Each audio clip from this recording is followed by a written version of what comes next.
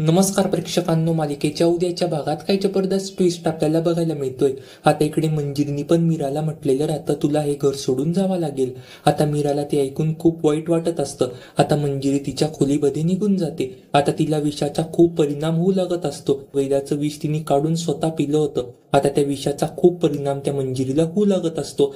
आता दादासाहेब पण मीराला म्हणता, मीरा तू अजिबातच काळजी करू नको, काही टेन्शन घेऊ नको. मी त्या अंबिकाला समजवतो, तुला अजिबातच या घर सोडून जायची गरज पडणार नाही. त्या घरातून जायची अजिबातच गरज पडणार नाही.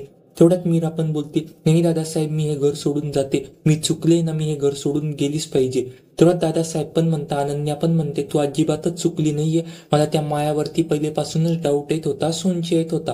ती माया खूपच चुकीचं वागते. मी आता वर जाऊन त्या मंजिरीला समजवतो. असं म्हणून दादासाहेब आणि अनन्या पण त्या मंजिरी पुढे जातात. पण मंजिरी काही दार उघडत नाही. सगळेजण फार बोलू लागत असता, मंजिरी दार उघड, दार उघड.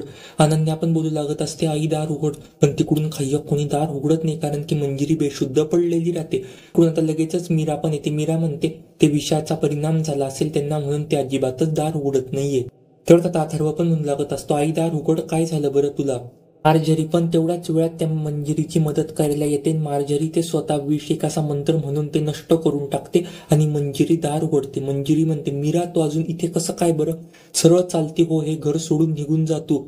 तेवढ्यात मीरा पण म्हणते, तुम्हाला काय झालं, कसं काय नाही बरं, तुम्ही का बरं एवढ्या वेळचे दार उघडत नव्हते. मला खात्री त्या बिस्किटामध्ये विष होतं, तुम्ही ते विषारीच बिस्किट खाल्लंय. मंजिरी पण म्हणते, मी अजिबातच विष खाल्लं नाही. जर का मी विष खाल्लं असतं तर मला विष बाधा झाली असती. मला काही झालं का, काही नाही, त्यातलं हे घर सोडून जावं लागेल.